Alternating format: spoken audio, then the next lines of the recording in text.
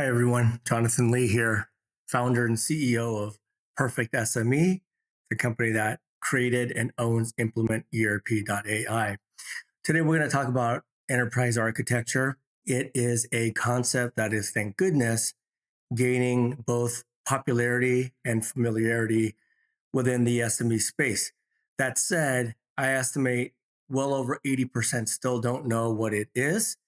And today we're going to talk about not just that, but why they need to know this. Very quickly, so implement ERP.ai and Perfect SME overall. Our goal is to help small to mid-sized enterprises in any industry.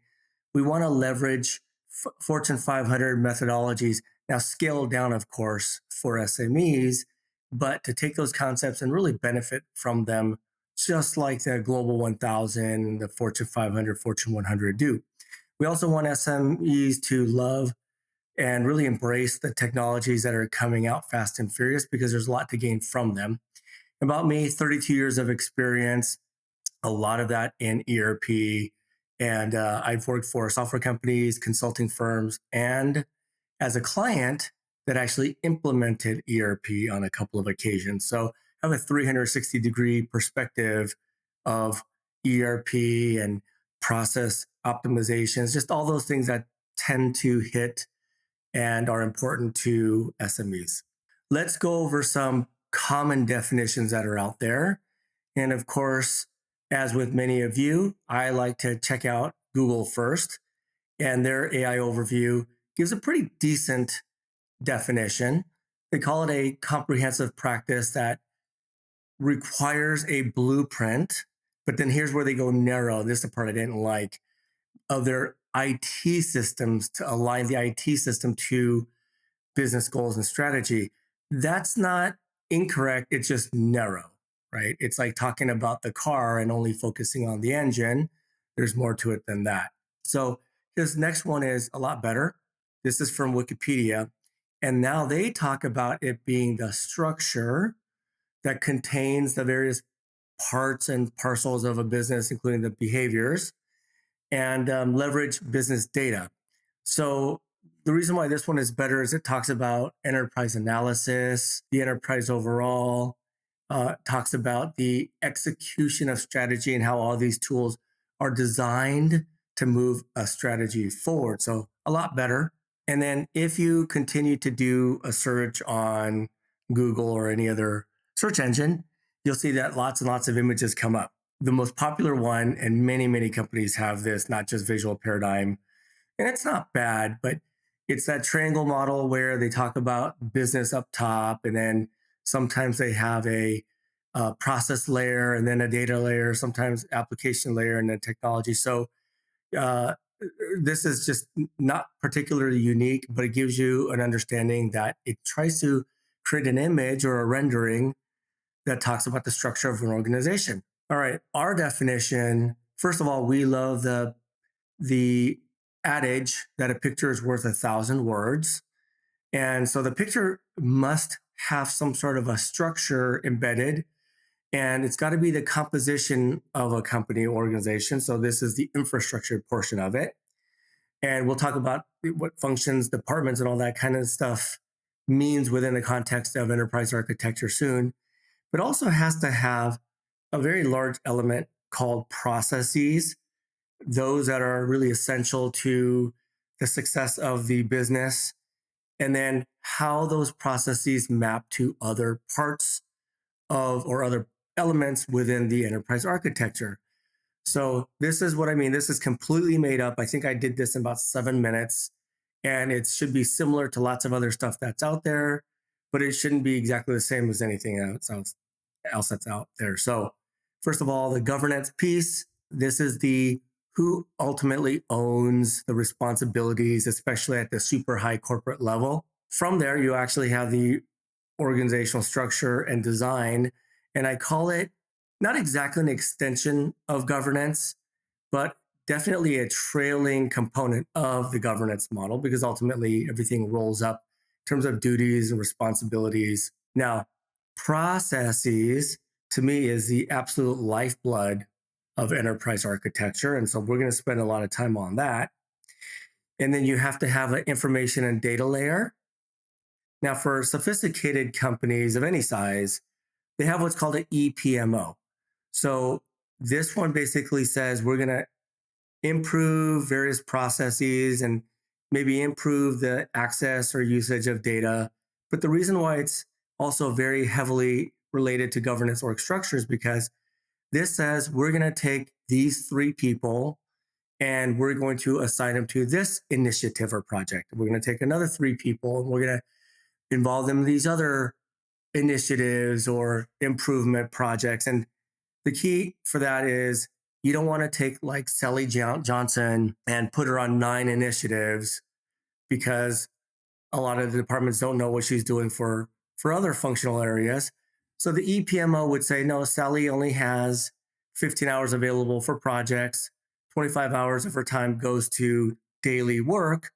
Therefore, we're going to track Sally and her bandwidth and her utilization overall so that we don't make mistakes where accounting uses this much time from her, admin uses this much time from her, IT uses, and then nobody knows how much available she really has and if she's overbooked, etc. So long explanation, but this is a really important up and coming concept that's been in the implementation mode for big companies for about 15 years now, but SMEs are starting to barely hear about it. And of course, you have the technology layer that supports governance, supports org structure, HR, HCM, those kinds of things, the processes. So think about entering an order and shipping and collecting on the receivable, et cetera. And of course, technology and information go hand in hand. So take a look, guys. This is an example of enterprise architecture, trying to get from a simplistic point, the view of the entire organization to a single rendering. Okay. But for today, for us, we're really going to focus on this processes to technology mapping. In order to talk about that process to technology mapping, we have to first talk about the history. So these names of procure to pay, which is the procurement process, everything from identifying that you need something to ultimately getting it and paying for it. Order to cash, which means a customer places an order, you schedule the order, you fulfill on it, and then of course you have to collect on it. So these are all concepts that I personally learned in the 2004-2005 timeframe while I was at SAP, which is an amazing company, by the way. And I think they were at forefront because according to research, this is about the time the concept started to really come up. So as part of, I'll go back up here, or enterprise architecture and the process element within it and how it maps to technology, that results in the use of the names and labels like these. And then just to get a little bit closer to our tool and solution, now this is what we're going to provide you a little demo and overview of. So you see, as you're moving forward on the process element of your enterprise architecture, how you should do so. Now, on to the demo portion. All right, so when you log into our tool, implementerp.ai, these are the projects that are pre-built into the demo environment. I'm going to go into this one. So remember, we're talking about the process element of enterprise architecture. We also talked about the usage of labels, right? So say your company has 7 major processes. Record the report is one of them. This is like monthly closes and the interim, maybe trial balances. So you can see how the organization is performing from a financial standpoint. Quote to cash, which is from the time you send a quote to a prospect or a customer to the time you get paid, aka the cash portion. And order to cash is obviously a subset of that. So you take out the quoting element of quote to cash and voila, you have order to cash. This is the procurement process. Then you have other stuff that you can use. And I'll go into these maybe in a future session. But let's talk about building these processes out. Okay. So, saying that you guys have 7 major processes, let's just talk about a couple of them. Let's say your monthly close, which the world would define as record to report, consists of aggregating data, processing that data, closing, consolidating, and ultimately creating a report. The reason why this model is adopted by all of the large corporations across the world is because if you think about it, it's using that diagram model to quickly hone in on what the problem is.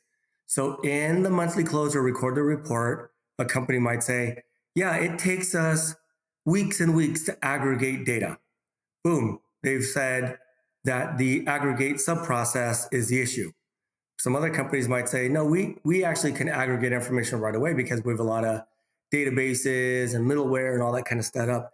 But man, to process that information takes forever. Okay, well then their sub process issue is the processing of that data, right? So for other companies, it might be a close. But using this framework that has been long ago created and is highly effectively used worldwide, you are able to identify what is keeping this process from being great. For me, it's aggregating. For you, it's processing. For somebody else, it's closing. So then what can we do to make that process better? So that's the usage of this process and sub-process mapping structure, okay?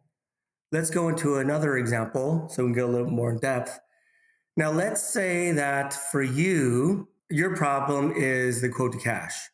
You do a lot of the lead generation, opportunity management, and you do quoting on Salesforce or HubSpot. And then you have another accounting system like Sage or Infor, right? And so you're saying, okay, that's our issue is we're fragmented between 2 systems and we got a lot of issues either with integration or we're going to shut down one and migrate all these processes to the other. So again, for taking that quote to cash view, generating a lead, is that the problem? Managing an opportunity, is that the problem? Doing the quoting process, approval of a quoting process, creating the order, assuming the quote has been approved by the prospect or customer, scheduling the order, producing the order, shipping, invoicing, and of course, inbound payment processing. So these diagrams help you to identify where you're broken, and then also to then identify, is it a process issue or is it a system issue?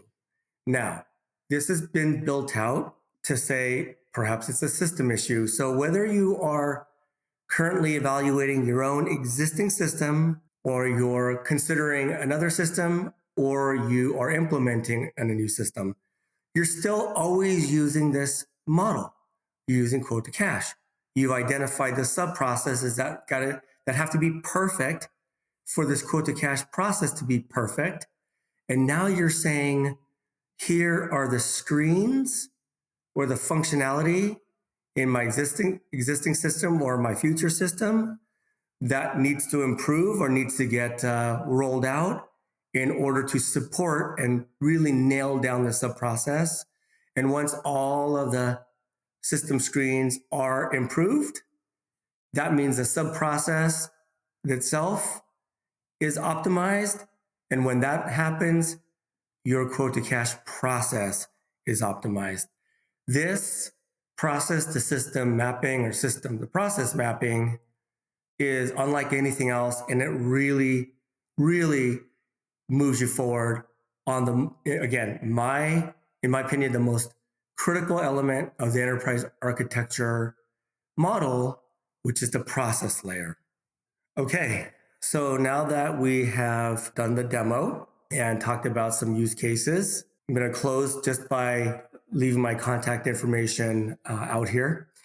Feel free to reach out to me with any questions and to learn a little bit more about our tool and how it works and how it can really benefit you. visit us at implementerp.ai. All right, everyone, more to come, and thanks for your time.